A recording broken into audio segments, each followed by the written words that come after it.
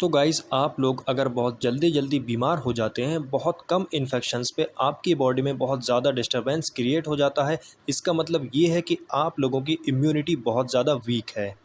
Immune system हमारी body का वो सिस्टम है जो डिजीज़ से लड़ने में हेल्प करता है और इन्फेक्शन से हमारी बॉडी को बचाता है। तो दोस्तों आज की इस वीडियो में मैं आपको कंप्लीट इन्फॉर्मेशन देने वाला हूँ इम्यूनिटी के बारे में।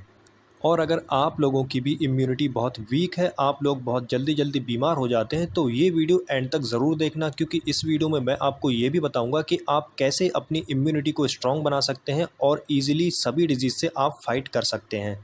जैसे कि कोविड-19 के इन्फेक्शंस में हम लोगों ने देखा कि जिन लोगों की इम्यूनिटी बहुत ज़्यादा स्ट्रॉन्ग थी, उन लोगों ने कोविड-19 को हरा दिया और वो लोग सर्वाइव कर गए। और जिन लोगों की इम्यूनिटी वीक थी, वो लोग नॉर्मल वायरस के इन्फेक्शन से भी जो है उनकी डेथ हो जाती है या फिर बहुत ज़्यादा बीमार हो जाते हैं। तो दोस्तों ये चीज़ तो कन्फर्म है, अगर आपको सेफ़ रहना है, आपको हेल्दी रहना है, डिज़ीज़ फ्री रहना है, तो आपका इम्यून सिस्टम बहुत स्ट्रॉन्ग होना चाहिए। तो बेसिकली अगर बात करें इम्यूनिटी की, तो ये हमारी बॉडी की डिफेंस मैकेनिज़्म होती है जो हमारी बॉडी को डिजीज़ से लड़ने में हेल्प करती है और इन्फेक्शंस वगैरह से बचाती है।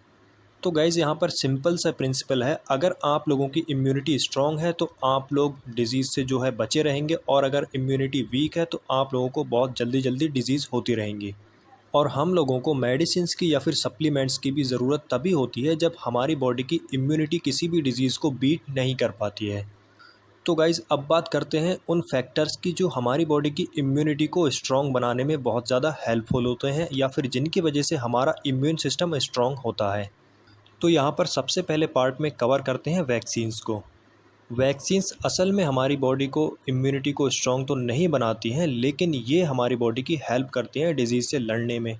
क्योंकि जिस भी वायरस से या फिर बैक्टीरिया से हमारी बॉडी को लड़ना होता है, उसे ऑलरेडी हम लोग इनएक्टिवेट करके या फिर डीएक्टिवेट करके हम लोग जो है वैक्सीन बना देते हैं, और जब वो चीज़ हमारी बॉडी में जाती है तब बॉडी उसके अगेंस्ट रिस्पॉन्स शो करती है और एंटीबॉडीज़ बना लेती है। उसके बाद अगले पार्ट में बात करते हैं सप्लीमेंट्स की। सप्लीमेंट्स की ज़रूरत हमें तब होती है जब हम अपनी डाइट के थ्रू अच्छे अमाउंट में जो है न्यूट्रिएंट्स को कंज्यूम नहीं कर पाते हैं, जिसकी वजह से वीकनेस होने लगती है, तब हमें सप्लीमेंट्स की ज़रूरत होती है। और सप्लीमेंट्स में हम लोग विटामिन्स, मिनरल्स, प्रोटीन्स और एंटीऑक्सीडेंट्स जैसी चीज़ों का इस्तेमाल करते हैं, जिसकी वजह से हमारा इम्यून सिस्टम स्ट्रॉन्ग हो जाता है। लेकिन ये सारे सप्लीमेंट्स इतने ज़्यादा असरदार नहीं होते हैं जितनी ज़्यादा असरदार आपकी नेचुरल डाइट होती है आपके इम्यून सिस्टम को स्ट्रॉन्ग बनाने में। तो गाइस अब बात करते हैं नेचुरल फूड्स की, यानी कि आप अपनी डाइट के थ्रू कैसे अपने इम्यून सिस्टम को स्ट्रॉन्ग बना सकते हैं। दोस्तों वैसे तो हमें सारी चीज़ें अच्छे अमाउंट में कंज्यूम करना चाहिए, सारे के सारे फ्रूट्स, सारे के सारे ग्रीन वेजिटेबल्स और कुछ नॉन वेज स्टफ्स जो कि हमें बहुत ज़्यादा एनर्जी देते हैं, ये सारी चीज़ें अगर हम अच्छे अमाउंट में कंज्यूम करते हैं तो हमारा इम्यून सिस्टम वैसे ही स्ट्रॉन्ग रहता है। लेकिन बिसाइड दिस मैं आपको कुछ ऐसे फूड्स बताने वाला हूँ जिन्हें कंज्यूम करने से आपका इम्यून सिस्टम और ज़्यादा स्ट्रॉन्ग होने वाला है। तो सबसे पहले मैं आपको कुछ फ्रूट्स का नाम बताता हूँ, जैसे कि avocado, papaya, Apple, orange, blueberry, lemon and grapes. उसके बाद कुछ वेजिटेबल्स के नाम बताता हूँ, जैसे कि garlic, spinach, broccoli, ginger, sweet potato and turmeric. और वहीं पर नट्स में आप लोग almonds, cashew, peanut and date palm वगैरह का इस्तेमाल कर सकते हैं। इसके अलावा जो नॉन वेजिटेरियन फूड्स होते हैं वो भी काफ़ी न्यूट्रिटिव होते हैं और आपका इम्यूनिटी को स्ट्रॉन्ग बनाने में हेल्पफुल होते हैं। और साथ ही साथ जितने भी मिल्क प्रोडक्ट्स होते हैं और जो मिल्क होता है वो भी आपकी इम्यूनिटी को स्ट्रॉन्ग बनाता है, और देसी घी स्पेशली आपके इम्यून सिस्टम को स्ट्रॉन्ग बनाने में बहुत हेल्पफुल होता है। इसके अलावा आप हनी का भी इस्तेमाल कर सकते हैं, और सबसे ज़रूरी बात, आपको हाइड्रेटेड रहना है। वाटर अच्छे अमाउंट में आपको कंज्यूम करना है, दिन में कम से कम 3 से 4 लीटर पानी आपको पीना है।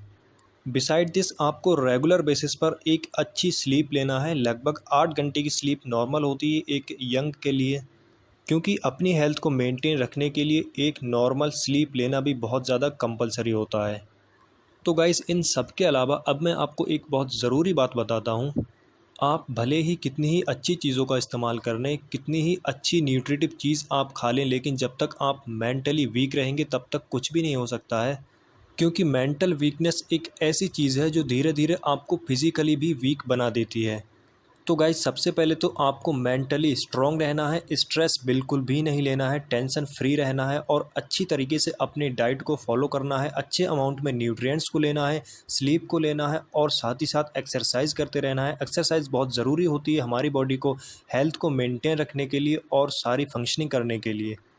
तो गाइज़ अगर इन सारी बातों को आप लोग फॉलो करते हैं तो आप लोग एकदम हेल्दी भी रहेंगे और साथ ही साथ आपका इम्यून सिस्टम भी स्ट्रॉन्ग रहेगा और आप इन्फेक्शंस को हरा सकेंगे, डिज़ीज़ को ईज़िली हरा सकेंगे।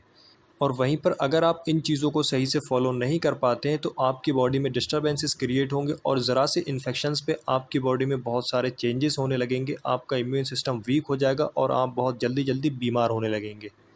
तो गाइज़ मुझे उम्मीद है अब आप लोगों को समझ में आ गया होगा कि अपने इम्यून सिस्टम को स्ट्रॉन्ग कैसे बनाना है। तो दोस्तों आज की ये वीडियो अगर आपको पसंद आई है तो वीडियो को लाइक करें और चैनल पर अगर आप लोग पहली बार हैं तो चैनल को सब्सक्राइब करें। Thank you.